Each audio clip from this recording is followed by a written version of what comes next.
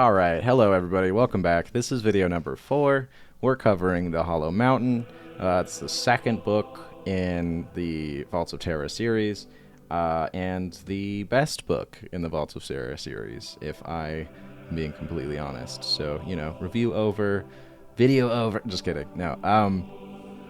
But yeah, so the way, if you're new, the way that I usually, which you are new, because this is video number 4, and it's a brand new YouTube channel, so I'm going to do this until, probably video, 8 or, 10 or something like that. But anyways, the way this works is, I have the straight-up review section, which basically gives you, the very, very, the reductionist yes or no is from as a recommendation from me if you should read it or not. I go further in as to why I think certain people should read or not, and as the video progresses. But the review, if you really just want to watch this video for 5 minutes and be like, haha, okay, he said the thing, I can click off, then the review is going to be where you get the definitive should you. And I'm just putting that in the front because I don't know, I feel like that's what I should do. So review first, and then character analysis second, and then summary, which is the soft ending, for people that just want the book itself that I'm covering. And then there's a section that's who's this book for? How much lore does this book offer? And then there's another section at the end of that, which is is this book a standalone book? What homework do you need? Blah, blah, blah. And then at the end of that section, that's the hard ending, because after that, it's the expanded thought section, and that's just me cherry picking stuff, not even cherry picking stuff from the book, but it's just me kind of, if a certain part of the book made me think of a different part of the lore, or if there's just an aspect of the lore that I want to talk about, or something like that. So the expanded thought section, if you are not interested in me rambling into the void, then you are free to go, and you're free to go no matter what. But I'm just letting you know that's the mark where it's the ramble begins. But yeah, so without further ado, let's do this thing. So the Hollow Mountain, it's a continuation of the last book in the series, and I don't mean that in a pedantic way, because this is just the second book in the series, and that's what sequels are. But it literally picks up moments after the first book ends. So characters are still in recovery stages, or they're not even recovered yet from the events of the last book, and the way that it ended. So we're fresh from uncovering what the flesh cults were getting up to. And I recommended this short story in the last review, but I'm going to recommend it again. There is a book between the first book and the second book, and it's called The Interrogation of Salvor Lomontov, and I don't even know if I should call it a book, because it's 30 minutes long. It's a really chill short story, but it kind of gives you a lot more of an understanding of the motivations that Krowell has, what kind of inquisitor he is, and what the state of the Imperium, at least on street level, kind of is. But yeah, so you'll also get firsthand information on what the fallen angel was about and blah blah blah. But I'm getting off track. So the Hollow Mountain is everything that a sequel should be. It builds off of what the first book made, and it continues to kind of set a better standard. I mean, the third book doesn't achieve that standard, but the second book is definitely it does a lot of things good. It still asks each of the questions, the theme basically. It still challenges worldviews. So it's asking each character the question of how much can we push the envelope before you start being shaky about your principles in the face of adversity. Basically, can you hold on to your beliefs? So everyone's views in this are being challenged in one way or another. Some more so than others, or at least if you have a combat character who's super honor bound to fight people face to face, or that's just what they like to do, then some of the way they're challenged is oh, but we're gonna do stealth kills now, and they're just oh no. So some people do have a bigger I guess, thing to kind of mull over at the end of the day than other characters, but everybody is, facing that do or don't kind of question. So, unlike the first book, that's much more slow. This book carries a much faster pace, and it's filled with more action. So there is consistently more action throughout, and also there is a faster pace. So the last third of the last book, or not the last third, the first third of like the last book was just straight up like, oh my god, when's something gonna happen? And then this book is like significantly less of that ramp up to something happening. So yeah, if that was a bone you had to pick with the last book, it improves with this one. I blame it on the fact that it doesn't need to introduce so much. It doesn't have to introduce the mystery. It doesn't have to make you care about the characters. It doesn't have to introduce all the characters and give them backstories. Like, we know all that stuff now, and now this book can just focus on the mystery, the action, and everything else that kind of makes a story, like, really good. So, basically, the first one was, like, your preparatory homework book that even the author was probably like, oh my god, okay, this is a lot of prep. And then the second one was like, oh, thank god I did all that prep, because now I don't have to explain as much. So yeah, I think one thing that it does a really good job of is also being a bit less coy with like exposition parts. So the last book wasn't like a gripe, but if the last book expected you to know like what each character was doing, why each piece of information was relevant, and then also just keep it in your mind, because we're not going to like have an establishment scene where everybody compares notes. It's literally just keep it in your brain, and we're going to keep moving to different characters, and they're going to keep doing their own thing. And then eventually, we're going to get to a moment where everyone comes together. We're not going to have that compare notes scene still. There's just going to be a scene where you're supposed to put it all together, and then the characters are going to be continuing to do their own thing. So you will have all the pieces to answer all the questions by the end, but it's like taking a test where there's no questions, but you're supposed to fill out the answers still. Like, this book doesn't do that. There's a couple of scenes that will lay out like all of what each character has found and why that's relevant for these characters to have found what they found, if that makes sense, because I'm saying a lot of words and I feel like I'm talking super fast. But anyways, all in all, this book is like a general improvement in every way from the last book. I will say that the things it does wrong, it still does wrong, because I don't want to just glowing review every book that I touch just because it has like the 40k brand. Trust me, we will get to books that I will not like, and you will know that I don't like them, because I'm probably going to spoil it so you don't have to read it. But for now, this is a good book, so we're going to keep the spoilers to a minimum, because I encourage you, for the good books at least, please read them. If I ever spoil a book, basically to the point where you guys are like, oh, wait, do we even need to read? Like, for starters, I'll warn you when I'm about to do that. I'm not just going to heckin' spill the beans immediately. I will put like a spoiler warning. But also, it's usually probably going to be because I'm like, you guys could probably do with passing on this one.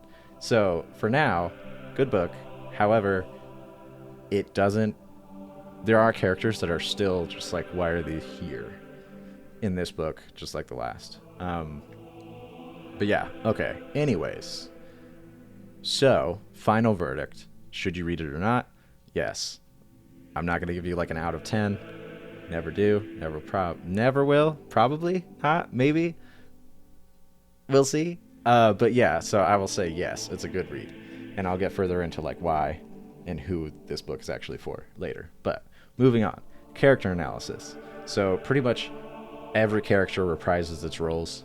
Crowl, Spinoza, Revis, Hegane, Nier, Gorgias, Anila, Arunian, and, the stars of the show, Hook and Yasika.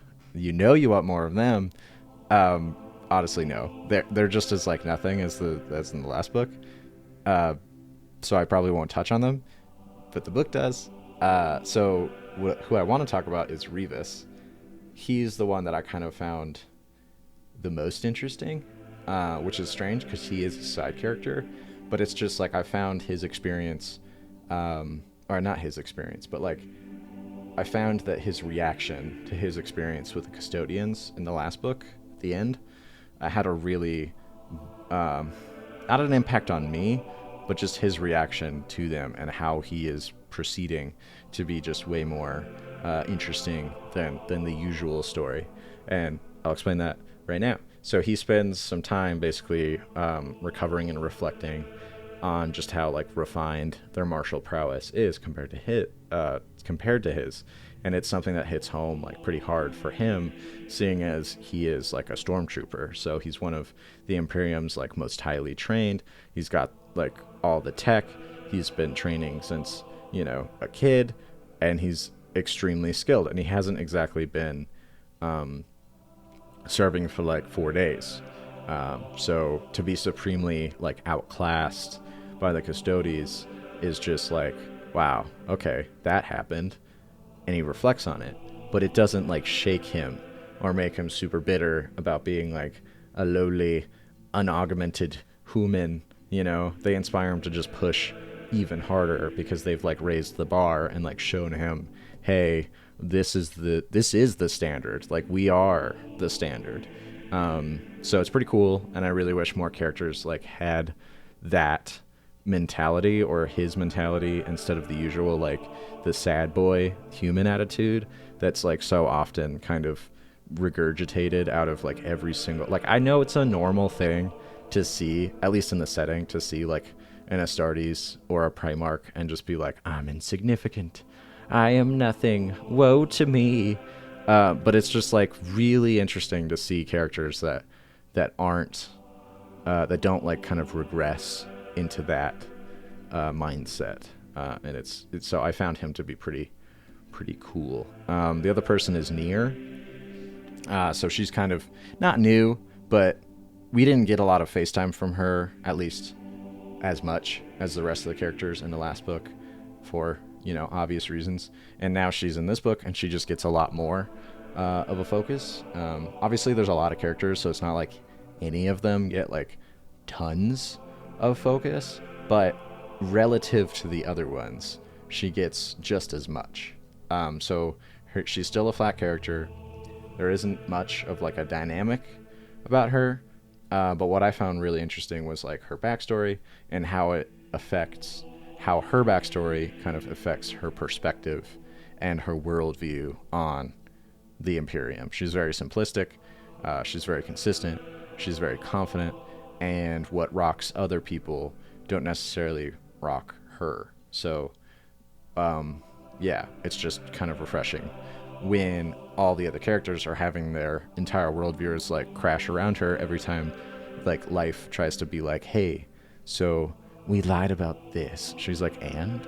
So yeah, her and Revis are also kind of like just surprisingly have this dynamic that's pretty cool to see too. Hegane is himself, but what's good about him is how he pairs with Spinoza really well. So he's like this relatively open, pretty peppy, put together like soldier who's just kind of like following orders, but his relatively optimistic attitude snaps her out of her like, you know, straight edge, dogmatic Puritan thing that gets pretty monotonous. Not like to read about, but like I can imagine being around that person. Like, we've all been around the person that's like really laced up, got everything fixed, got everything together, but they're just boring as hell to run, like to like talk to or be around, because you're just like, I get it, your life is put together, you have nothing, but you also don't have any hobbies, and you also, since you haven't had the hardship, you are like personalityless. So yeah, like that's kind of how he's not like a particularly interesting character in and of itself. He's barely opened up. We know next to nothing about him. It's just his interactions with Spinoza and how he's able to kind of like open her up and give her different opportunities to make dialogue and all that jazz. that's interesting for him. And then speaking of Spinoza, she's settling into life on Terra, because like the last book, don't quote me exactly, but I'm pretty sure the last book was like 2.5, 3-ish months of like chronological time within the setting. So basically 12-ish weeks she's been basically operating at like full tilt on Terra, getting exposure to like the nature of the planet, her master, and she's changing kind of from the dogmatic Puritan into, you know, something else. Like she's choosing the path still, so I'm not going to be like, she's going radical, guys, immediately. But she is kind of, those edges, those really sharp edges that she has are getting refined into something else.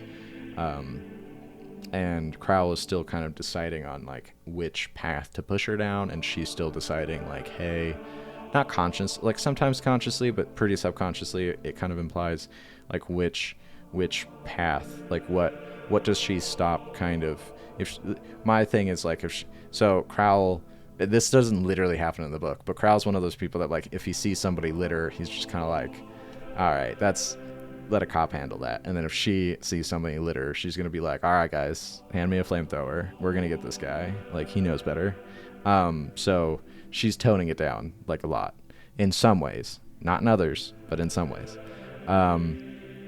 Finally, there's Crowell, who's like the actual driving force behind the story. So he's the guy, he's the dude who's kind of forcing the team into this investigation. He knows more. And to his credit, he doesn't actually hide any of it. I know that's not like a personality trait, and that's not like, you know, character analysis to say, but he does in this book, he does kind of lay all the cards on the table, and he's like, all right, guys, this is what's up. This is everything that I found. I had a conversation with something you guys aren't going to like, but I need you guys to be like on board with what's coming next, et cetera, et cetera. So it's genuinely interesting, to me anyway, as a longtime reader of 40k, to see like where the authority and the duty of an inquisitor forces their action. So like they're mandated to investigate all heresies, but some heresies I feel like if you came upon, you'd be like, I don't want to investigate that. No. Like, absolutely not. And this is happening now. And it's just really interesting to see this happen, because it poses so much danger to you to investigate something like this. And that's basically what he has to do. He has to get them on board with something that they don't want to do at the end of the day. So in something similar, you can see happen in like Valdor, Birth of the Imperium, where you have the first provost marshal ever, and like, because it's the brand new Imperium that's in the book, and she's the first one. And they're like, all right, here's the Lex, uphold it. And then she starts investigating, you know, the Thunder Warriors all died. She's just like, I don't know. Something's not adding up. So she investigates, and then that leads her to Valdor, like, as a person who did the thing. And you're just like, well, not you, but she is just like, I guess I have to prosecute you. And obviously, you know, it doesn't really end super pretty, because it's a Warhammer book, I'm sure you can imagine. And also Valdor is just not somebody that I would want to implicate in anything, no matter what echelon of government that I was in. So, yeah, that pretty much does it for the character analysis. And let me know, because these videos are still new, let me know if it's, like, not helpful to have a character analysis in the comments. Something. Just give me a shout. Tell me like, hey man, I would like this to happen with the character analysis and less this. Or you could just be like, cut that segment completely, because we don't need a rundown of like who each character is and why they do what they do. You can just skip it entirely. I could just make review and then to summary, and then we'll just never do the character analysis again. But for now, it's in there. But anyway, moving on to the summary. So I am going to do a little bit different, just because there is a scene, and it's an excerpt, and I feel bad for just pulling somebody else's work and just being like, haha, the summary. But it just it does everything that I need it to do for the summary, and it doesn't do anything to spoil the book. So, yeah. And it spoils the last book. Just letting you guys know. If you haven't read the last book, read the last book, because I'm about to spoil it. But it sets up this book perfectly. And if you're reading this or listening to this video, I'm assuming that you read the last book. So a summary that kind of hints at what happened in the last book shouldn't matter that much, since we're all up to the same speed. Or else, I don't know. I've never watched a review on a book that I've never read. So, like a sequel to a book that I've never read. Anyways, also plug your ears if you don't want to hear me in my reading voice. I don't have one, is my point. Let's do this. So this is what we know. A Xenos creature is brought to Terra. Its presence, it seems, was required for some purpose connected to the throne itself. Whatever the intention, the creature carved its own path under the palace and was ended there. It is possible that those behind its deliverance will let matters drop. It is possible that they will have learned their lesson and will have repented for consorting with such monsters. But it is possible that their folly knows no limit, and that having come this far, they will attempt to finish what they started. We must understand what they wish for. We must understand who they are. You mentioned Lords of the Council. 3 of them. That is what Khazad's master Phalius believes, and that is what the Xenos told me. No evidence, no names, just accusations from unreliable mouths. And that's the excerpt. That was a conversation in briefing room that had pretty much the entire cast of characters. So that is the end of the summary. That's the end of the character analysis. That's the end of the review. So yeah, if you want to hop off now, you totally can. But I'm going to keep going for those that are sticking with me. So who's this book actually for? This book is for 100%. It's for at this point, it's for the veteran reader. There's like 0 introduction. So someone just getting into this isn't going to appreciate nearly the implications and stakes that are at play. So like, for example, the High Lords, to someone who's like not into the 40k setting, they're just like high-level bureaucrats. To someone who, like, no, not the hand-selected emperor chosen that run like literally every aspect of the galaxy. So like the empire, the Imperium is 1 million worlds, give or take, and 12 dudes run it all. Not literally dudes. There's guys and girls, but there's just 12 of them, is my point. There's 12 people that run an entire empire. That's a big deal.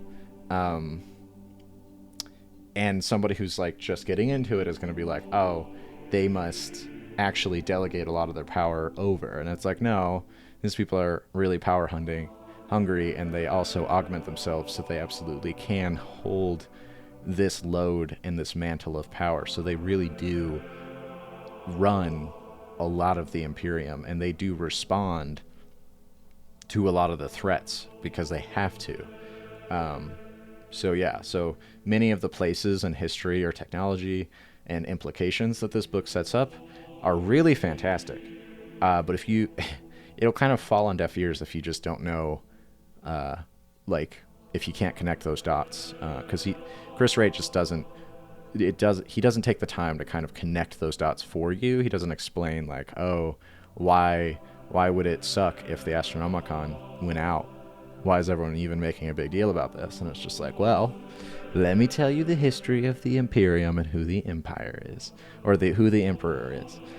So if you aren't needing or expecting basically exposition points in the book to just like spew everything that usually comes along with like large plot happenings in other books or other book series, then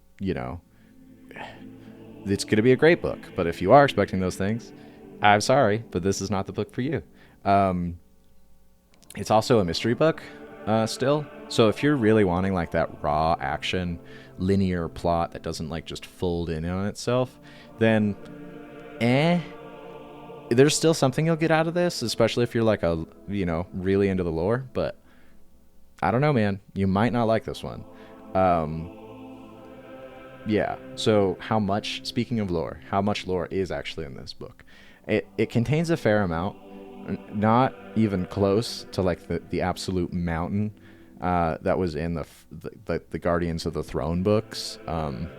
But there is like specific lore, and there are specific snippets that really add and supplement to like growing knowledge of like the 40k setting. So it gets into the inner workings of the throne, like how the Astronomicon works. And this one also is like very critical in setting up major plot lines in the current 40k setting. So if you're like, hey, what books do I read to get caught up, and like what are the minimum? It's like there's 12 that I know of, and there's actually a list. So this is one of those books that are on that list that got pretty recently published, of books that you absolutely should just, this is your homework if you really want to get caught up. I don't really read, like make a point to like read specific books. I read so many of them that I just have this, put together. And then if I start forgetting something, I'll just go back and read a different book. But I also just apparently have way too much time on my hands. So yeah. Anyways, moving on. Is this book a standalone book? What homework do you need to do before reading this? How much understanding of like the 40k universe do you need to know before reading this? And yada yada yada. This is kind of the catch-all last section before the expanded thought section. So no, it's not a standalone book. It's a sequel. It's like, I know there's some sequels that like, oh well, you'll be fine, you don't need, it's like, you definitely need to read the last one. There's just so much less introductory effort put into this book. It does end on a cliffhanger, and stuff does very much get left like unfinished. A lot is left open for the third book to kind of wrap things up. But, the best part is the third book's already done. So if that's something that like gets on your nerves when like the story ends with like a next Saturday on Powerpuff Girls, like it's not, this book already has a continuation. So it does end on a cliffhanger, but you could just roll into the next one if it bothers you that much. So as soon as you pick up the next book, you'll be good. As far as how much 40k knowledge you should have before reading this, I'd say like, I definitely touched on this point already, but I definitely want to touch on it again. Just a fair amount, because I know that there isn't like officially a good book to like start in on the 40k universe, right? Because at the end of the day, the 40k universe is like 30 something years old, and there's just a ton of lore, right? But there are definitely better books and book series to start out with. Personally, I think that the Guardians of the Throne book series is the best book series, because there's just so much exposition. There's just so much exposition, and it does such a good job at introducing all of these different things. And it's from a bureaucratic level, so that it really tells you not the history or anything like that, but like, why are these organizations important? Because they're trying to like pass bills, and then they're like, all right, we need to explain why this bill is important. So then they have to explain what the institution actually does. So it's like, if you've never heard of the Mechanicus, they'll just tell you, because like that's what that book kind of does. Like, it's all exposition without actually attempting to be like, all right, how much can we like write this without making it into a straight up textbook? Like, I think those two books are great as introductory books. Maybe Infinite and Divine. I've heard that so many times, but I personally don't think that's a great book for an introduction, because it doesn't tell you anything. And at the end of the day, we have like if it's not Imperium POV, it really, like, I'm gonna get hounded in the comments for saying this. I don't think that like you can read a Xenos book in a setting where you have maybe like 15 Xenos books, and then there's like 300 Imperium books. Like, yes, would I love to see more Xenos books? Absolutely. Are Tau books like some of my favorite books? Absolutely. But like for the introductory person, the Infinite Divine that has borderline nothing to do with the Imperium and doesn't explain anything at all and is basically just on the fringes of, like, if he was named something else and in a different setting, you wouldn't even know it. Like, yeah, I get it. It's about the Necrons, blah, blah, blah. But at the end, what do you actually get? Like, it's not like those plot lines are ever going to be continued. The GW is not going to be like, the Necrons are human again, guys. Like, nah. And by the way, not human. They were never human. I mean, like, they're not going to suddenly become organic because that's one of the plot lines. And the GW is just not going to let that happen because they're going to... Anyways, I am getting super off track. That's the end of pretty much the official... The next part is the expanded thoughts section. So yeah, if this is the hard cutoff, if you want me to ramble into your ear and or loudspeakers, I'm gonna continue. But for those that are just like, all right, I'm out. Like, this is your time. But yeah, so in this expanded thoughts section, I only have like 5.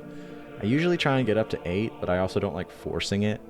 Because, like, if there isn't that much to talk about, I'm not just going to make it so that I have more to talk about. Like, the video doesn't have to be an hour. It just usually is. But this one might actually be shorter because, again, there's only 5 sections. I also just didn't give them titles for some reason. So, you know, I'll let you know when I'm switching to a different one. It'll be pretty obvious because it'll just literally be a different conversation topic. But it doesn't have a title. So, yeah. Anyways, so... The first section is how the Inquisition molds itself. Like it kind of is its own microcosm at this point. So Inquisitors, at some point in their careers, they take on interrogators. That's what they call like their apprentices. And they in turn, so the Inquisitors in turn are, no, I'm butchering my own writing. So the Inquisitors, in turn, when they pick up an interrogator, pass on their learnings to those interrogators that they chose. And at some point, they become Inquisitors, and so on, and so forth. That's why, like, that's what I mean by the Inquisition, like, kind of molds itself. Like, it really kind of iterates on itself while making those small changes. So... That doesn't always happen. There are instances where like an interrogator is just not moved forwards because like an inquisitor just like this a lot of reference to this can be seen in like Eisenhorn, but it's also just kind of contextual. Like you can kind of put these pieces together. It's very intuitive. So you like say you saw someone with a lot of promise, you gave them all the training, and then you took away their, like, you gave them a really long leash because you're like, all right, prove yourself, and then they just consistently didn't.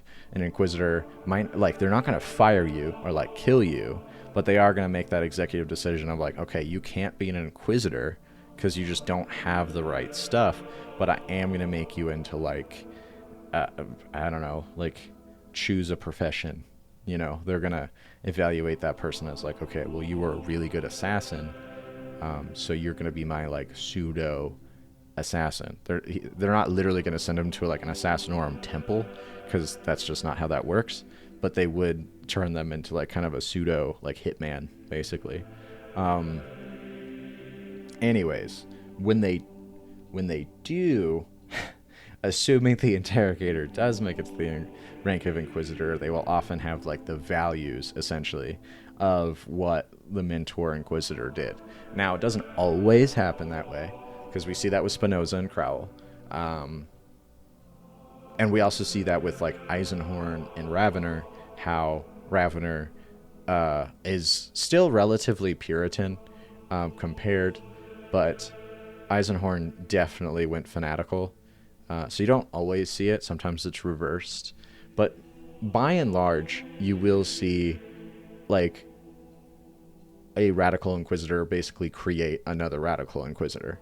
So it's one of the biggest reasons why the Inquisition in 40k is so fractured. And it's not as simple. I'm making it way more simple. Watch some other lore tube on Inquisitors because I don't want, like, it's the simplest I can make it, without being just straight up wrong. I realize I'm being wildly reductionist because even within the Puritan and the radical like umbrellas, there's like a bajillion different creeds. There's like 8 that I can think of off the top of my head. I don't want to list them off now because then this video would actually be like an hour and a half because I'd have to explain each one. But like, there's like 8 different ideologies inside of like the umbrella of Puritan and radical, and then there's like sub factions within those sub factions. So it's like at this point, the Inquisition is being as old as it is. There's a bunch of lines pretty much and factions, and they fight amongst each other almost as much as they fight against like what they're actually supposed to be doing. So Crowell is one of those few Inquisitors that I can think of that is actually thinking about his interrogator's feelings and values first before going straight into making like a mini him. So Inquisitors are like often caricaturized like with people's probably outside of the fandom more often than inside, or at least people like, I don't know, because there's always the like Chainsaw Go Burr and Bolter Go Boom Boom, that people that are like also about the monodominant ideological Inquisitor who just like shows up on a planet. They see like a single person who's like, I'm a Tau sympathizer, and then they just like roast the planet and then they just leave. Like that's probably the most favorite. And I could see why, just because it's like, I'm not serious all the time about this hobby or the lore. Like it is kind of like an exercise in satire. I don't take every single thing seriously, but at the end of the day, I do think that there's like an element of this lore that you do have to take kind of seriously, or else it kind of falls apart. Because if you make everything into a comedy and you make everything into a joke, then it's just like, all right, so is there even a narrative anymore? Or how many people are just going to be sitting on whoopee cushions eventually? So in many ways, Crowell is like the most human Inquisitor I've ever seen put to paper. He has way more inhibitions. I wouldn't even say lenient, but he's just way more, understanding is the wrong word too, because it's not like he's legit forgiving people for doing this. It's just like the way that he goes about his job is just so much, it's so odd for an Inquisitor. Especially if you're coming off of like reading Eisenhorn books where the guy's just so straight edge and just prosecutes every little thing just like Spinoza wants to, and you come to this guy who's like making that like priority assessment of like, okay, so you did this, but I have bigger fish to fry, so like this isn't my job. Or even if he does find those big fish, he's like, but can I use you to catch a bigger fish? So he's way more pragmatic in his dealings. He's less ideological, which is nice to see. What I do, so the last thing that I'll talk about for this is just like, it's super fitting that the most combat we do see in this book is actually blue on blue. Like it's inquisitorial versus inquisitorial, and that's the majority of the combat, which is super fitting because that's what I was talking about earlier, how there were so many different like creeds, ideologies, and just like they go back years and years and years and years, and they just run really deep. So the fact that in this book there's inquisition on inquisition for like the majority of the fights, just it makes a lot of sense in lore, which you know, that's nice to see. So the next part that I'm gonna kind of branch into is there's different levels of knowledge, as well as convoluted or overly religious knowledge that the Imperium kind of collects. So diegetically, the Imperium makes like a huge deal about not wanting to taint itself by association to the enemy. So and it does it so much and so well, because it's like coded into its culture at this point that it kind of shoots itself in the foot.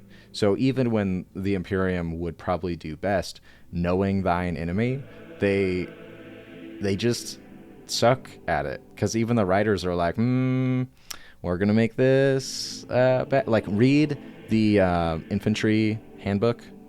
That's probably the best one, because like there's guardsmen putting like orcs into arm bars, and it's just like, bruh, that's not okay, that's great. But it's just because the Imperium doesn't want to like acknowledge the fact that like there is certain Xenos do have strengths over us. And they're just like, no, that's heresy. And it's like, no, but they're literally stronger. And then they're like the Pyres. This man is making way too much sense. Yeah, so the reason I bring it up is because like part of the investigation leads Crowl to start talking to other Xenos experts. And then there's like a bunch of dialogue from him where he's like, okay, so I know this, and this about this species, and I know this, and this about this species. And as like a meta reader, I'm just like, dude, you are so off the mark. And it's just really awesome to see like how and why like these types of investigations kind of fall off, and why the Imperium is so ineffectual sometimes is just because like even when they do go the extra mile of like writing stuff down, which they do a lot, they just do it really poorly. So yeah, it's just super lore accurate and fitting for the Imperium to be so set in the mentality of like hating aliens that it fights, that it barely can even write about them coherently without mixing it like immediately with falsities and like religious dogma and just like outright like what ends up happening is basically just outright misinformation, because there's like a sentence in there where it's like the Eldar don't even eat food, they just blah blah blah blah blah, and I'm just like, bro, what's happening? But yeah, so the other point that I wanted to bring up is like there's a lot of comments that I'll see in like other videos, and granted this is probably from people that like aren't as invested in the lore, or they're probably even have only read like 2 books, or they get a lot of their information from the wiki, but they're like, why doesn't the Imperium blah blah blah, or why doesn't the Imperium they've been fighting the Eldar for this long, how did they not come up with blah blah blah? And it's like, this is why.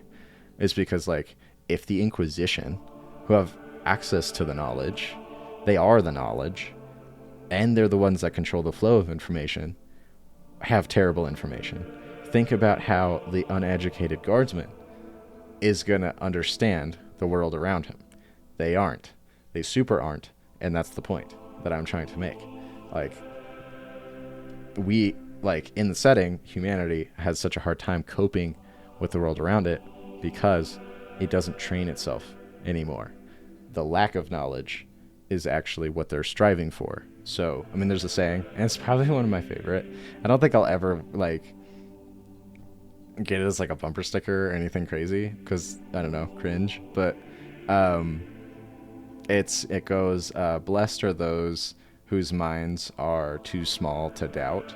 And it's like, yes, that is the best 40k.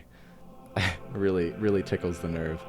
Anyways, so the next one is Terra makes nothing and consumes everything. Famously, it is the Ecumenopolis. It is a hungry hippo of a planet that just kind of gets shipped stuff, and then it just consumes it, and then it gets shipped more stuff, and then it consumes it. But technically, and I am gonna be pedantic because this is, you know what you're listening to. I will be. And I'm sure you guys are going to be pedantic to me. Like, excuse me, it wasn't pronounced this. It was pronounced this. Like, I expected those comments. I believe in you guys. Like, but I will be just as pedantic, though. So this isn't true. It does make specialized and non-specialized stuff on planet. And this is according to the book. I'm not just like making this stuff off the cuff. So the thing that it makes, surprisingly enough, among other things, but the things that it makes is like parchment, specifically vellum, because those are different things. And in the book, it's labeled as the 7th most constructed thing on the planet. Additionally, it tacks on like whole wars have been fought over the management and construction of vellum. It's made from gene looms. So before people get all dystopian and they're like, yes, they make them all from human skin and everyone who dies gets, it's like, no, the corpse guilds talk to them, because what actually happens is they're made from gene looms for over 90% of the vellum. But yes, there are some, and these are the very specialized, highly requested, very expensive, but there is 10% that is actually made from human skin and yes, pigs do exist in this setting, from pigs. So Yeah, you can find this whole section actually in the book too. There's another book called The Avenging Sun. It's part of the Dawn of Fire series. That's meant to cover parts of the like Indomitus Crusade and like how that gets going. So anyway, there's a significant portion of that book dedicated to a lower grade scribe who, she reads the tarot because it was, divined by the emperor because it fell a certain way, and she's like, I must tell people about this. And it just ends up that she's among a lot of different scribes that all got the same message, definitely from the emperor. They're all saying the same thing, blah blah blah. Anyways, she walks through this massive repurposing area for Vellum, and she runs into like Vellum tribes. They're not literally called Vellum tribes, but that's what I'm gonna call them. And just has to like survive them, and you kind of understand like why Vellum is such a huge trade, I guess, like, and product on Terra itself. So the next part is just kind of like a tidbit that I wanted to add. So the Arbites, and I really wish the Arbites got like way more. And I know that like there's a Lex Imperialis add-on to both Darktide and to Rogue Trader, kind of expanding more on Arbites, but I just wish there was like an actual book series, because my god, I would be all about that. I'm so like, I do like me some Dread, especially the newest movie. How dare they not make a sequel? But anyways, so they're posted all around Terra. Most Hive worlds will have them. And the big thing, and this isn't part of the script, the big thing that people get kind of confused with like the Arbites and just regular enforcers or like the PDF, the Arbites will respond not just to regular crimes, but to like the Lex Imperialis crimes. So if they go to, if they're on a planet, right, and then they see something that's illegal on that planet, but it's not illegal to the Lex, then they don't care. I mean, they'll probably care, but if they have other things to do, they won't care. So yeah. Anyways, what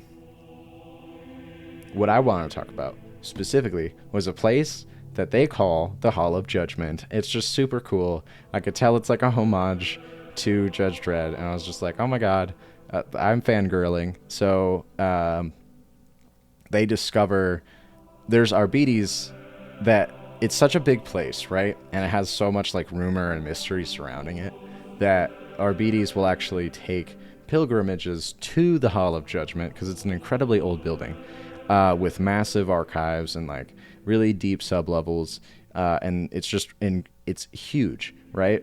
I mean, not compared to like some of the other buildings that like immediately surround it, because it's so old that they weren't building as high when it was first built. So yeah, anyways,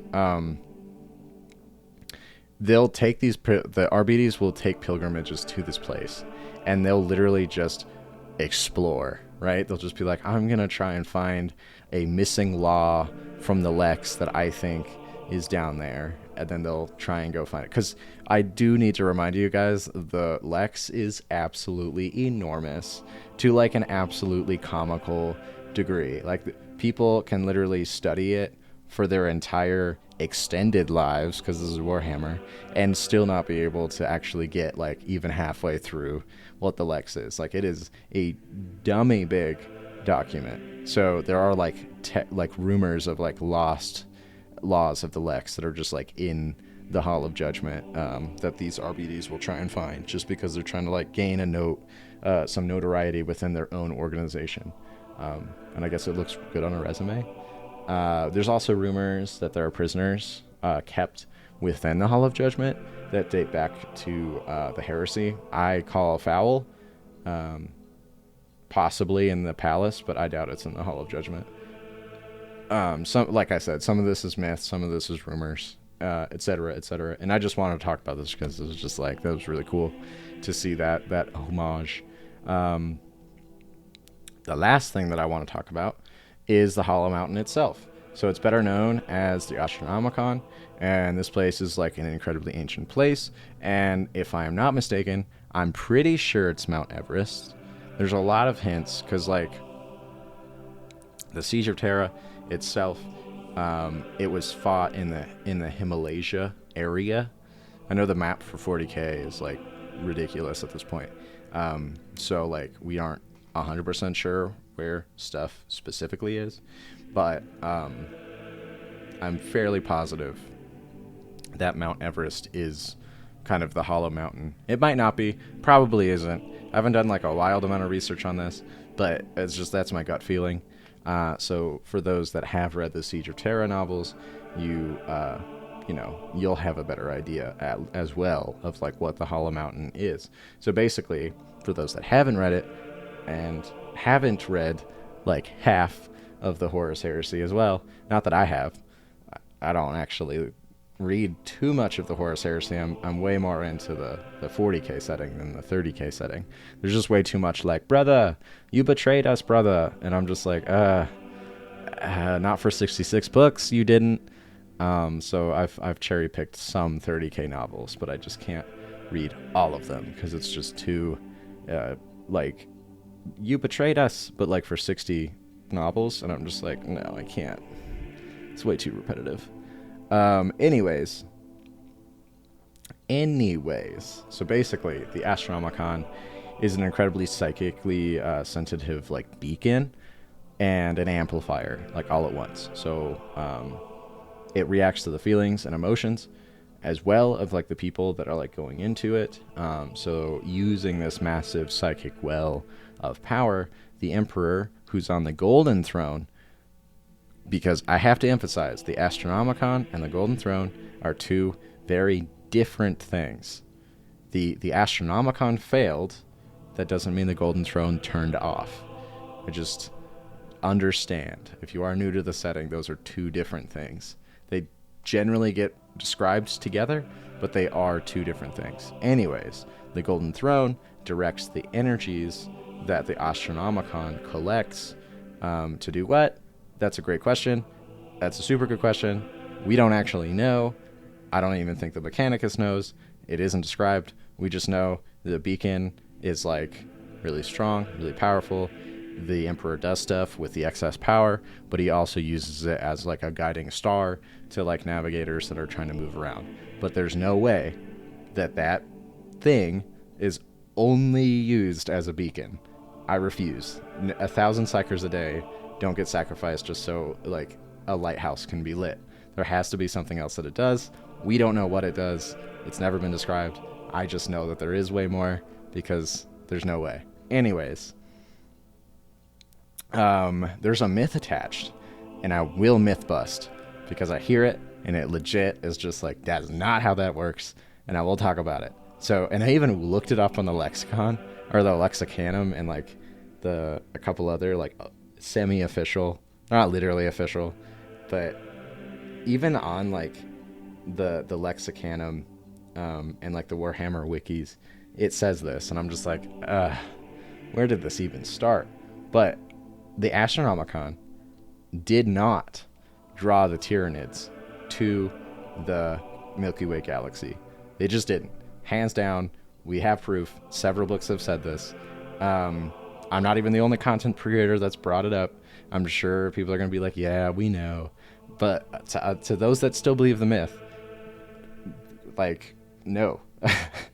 So the real reason is because during the heresy, there was a fight over something called the Pharos, and then the Pharos got activated, and the Pharos had so much energy, so much power when it did activate that the Tyranids were like, oh my god, what's over there? There must be things to eat over there, and then they started heading over to us. Because the thing to understand is that the Tyranids are extragalactic, right? They don't even have warp drives. So it's not like they had to be notified of us just really long time ago for them to finally make it to us, right? And the first Tyrannic War, like, didn't happen in the early 30th millennium, right? It did happen in the 30th, but like late. So I mean, after seeing the Pharos light, it took them thousands of years to finally make their way over here.